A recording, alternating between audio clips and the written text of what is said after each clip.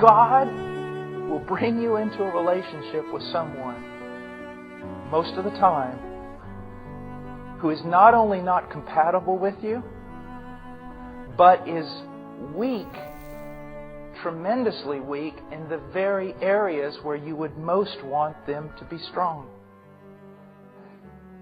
Now, why does He do that? I'll tell you why. Remember our text, Romans 8:28 and 29. What is the goal of everything God does in His providence for His children? To conform them to the image of Christ. Now, when you think of the image of Christ, what are some characteristics that just automatically spring to the forefront? Well, for me, 3. Unconditional love, mercy, and grace. If I could pick out 3 things in which they told me, you can imitate Christ in these, that's what I think about. Unconditional love, mercy, and grace. Now, I have some things here I want to just go ahead and read that I've written out so I get them right. Let me ask you a few questions. How would you ever learn unconditional love if you were married to someone who met all the conditions? Question. How would you ever learn mercy, patience, long-suffering, heartfelt compassion if you were married to someone who never failed you, who was never difficult with you, who never sinned against you, who was never slow to acknowledge their sin or ask for forgiveness? How would you ever learn grace, to pour out your favor on someone who did not deserve it if you were married to someone who was always deserving of all good things? Do you see that? Listen to me. The main purpose of marriage is that through your marriage you become conformed to the image of Jesus Christ.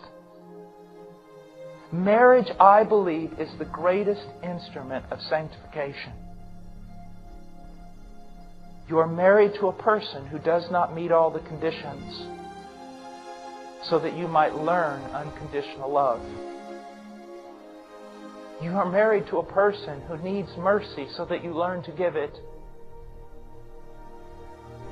You are married to a person who does not deserve so that you learn to pour lavishly yourself out on a person who does not respond appropriately, and thus you become like the God you worship.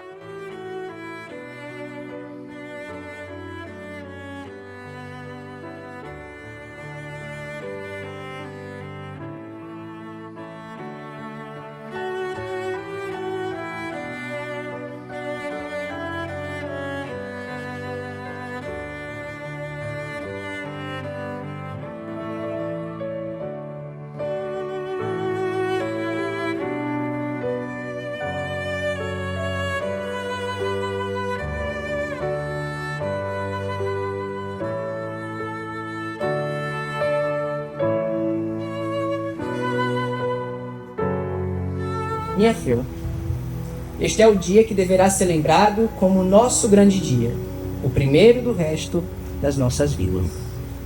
Eu quero te fazer algumas promessas, rogando a graça de Deus para cumpri-las, pois sem ela eu sei que em nada eu posso fazer. Eis as minhas promessas. Prometo nunca te chamar de uma maneira seca, mas pelo contrário, sempre usar palavras aduladoras e ternas, palavras de amor. Eu prometo te honrar de tal forma que nunca precisarás procurar homenagens alheias. Em teus pensamentos sequer jamais passará a ideia de mendigar fora a afeição que tu encontrarás em mim. Eu colocar-te-ei acima de todas as mulheres por tua beleza, como também por tua sabedoria. Jamais te direi que adquiri qualquer posse com os meus próprios recursos, Pois a partir de hoje já não seremos mais dois, com propriedades distintas, mas formaremos um só ser e uma só vida. O teu, o meu, serão expressões abominadas em nosso casamento. Pois assim como o Criador fez um bem comum de coisas coletivamente necessárias, de maneira que ninguém pode dizer apropriadamente o meu sol, a minha luz ou a minha água, Ele também ordenou que no matrimônio, homem e mulher tenham tudo em comum. Eu manifestarei em nosso lar o amor de Deus, para que a nossa casa transborde em bens. Prometo te incentivar na submissão que a igreja tem a Cristo. Para isso, não liderarei por meio do medo, pois a companheira que eu escolhi para a vida, a futura mãe dos meus filhos e causa da minha felicidade e alegria, não pode ser subjugada pelo medo ou por ameaças, mas sim encadeada pelo amor e pela delicadeza. Ainda que em algum momento eu venha sofrer um pouco por ti, nunca te lançarei isto em rosto, pois Cristo sofreu muito mais por sua igreja. E a gente sempre corre o risco de chorar um pouco quando se deixa cativar. Eu te mostrarei o quanto sou feliz em viver com a tua companhia, preferindo a vida comum do lar do que perambular fora de casa. Tu terás a primazia em relação aos meus amigos e até mesmo aos nossos filhos. As nossas crianças saberão que é por tua causa que eu as amo. Aleluia. Quando fizeres algum bem, admirarei o teu talento. E se porventura fizeres alguma tolice, eu não te censurarei asperamente. Nossa casa será casa de oração, pois família que juntamente dobra os joelhos para orar, permanece de pé na hora da tentação. Fazendo assim, nós nada temeremos neste mundo caído, a não ser isto, ofender o nosso Deus. É com esse espírito que eu entro no matrimônio, sendo eternamente responsável por aquilo que eu cativo. Portanto, onde estiveres, estarei eu. Onde repousares, repousarei eu. O meu povo é o teu povo, e o meu Deus é o teu Deus. Que o Senhor me puna severamente, se outra coisa que não a morte me separar de ti. Eu te amo. Meu amor, hoje finalmente vou poder te chamar de meu marido. E quando você me ouvir te chamando desta forma, meu marido, significa que eu estou te chamando de meu líder, meu provedor e meu protetor. Porque você possui todos os requisitos de um homem, segundo as Escrituras, capacitado para liderar um lar. E para mim, é uma honra te auxiliar nesta jornada. Quando eu te conheci, eu estava em uma das minhas piores fases espirituais. Estava assídua na igreja, mas totalmente distante de Deus. Por isso, creio que você foi providência divina na minha vida. Deus te usou para me anunciar o evangelho puro e simples, sem as amarras do legalismo ou antinomismo, onde minhas vendas foram tiradas e a graça soberana de Deus superabundou em minha vida.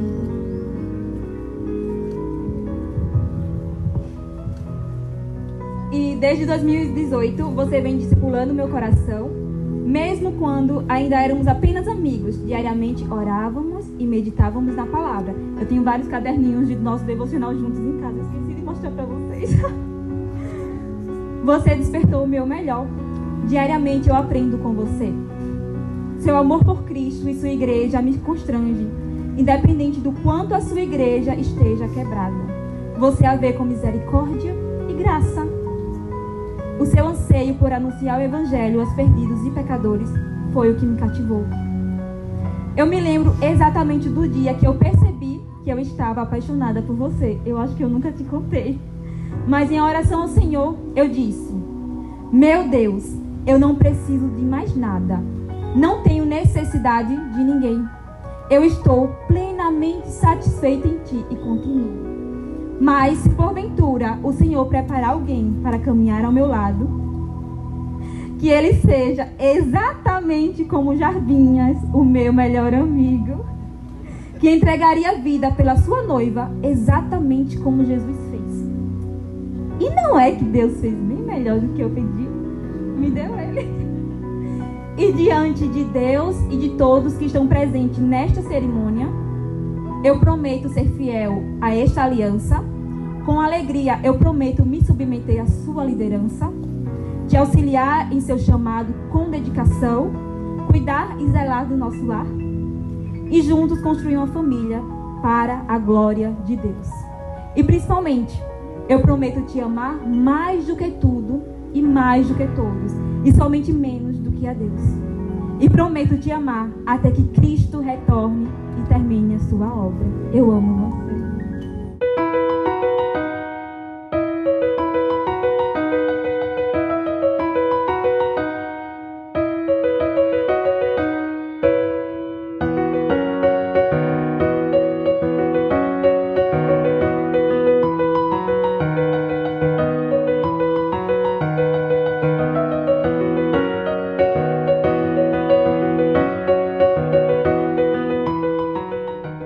Mark 10 is the words of Jesus, verses 8 and 9. Jesus quotes Genesis 2:24. For Jesus, this verse was the most fundamental verse about marriage in all of the Bible. This was Jesus' foundation stone for the beginning of all of his teachings about marriage. Verse 8, Mark 10. The two shall become one flesh. So, Jesus says, they are no longer two, but one flesh.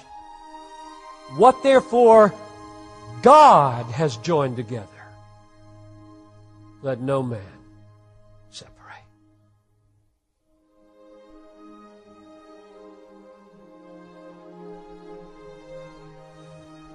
That's huge.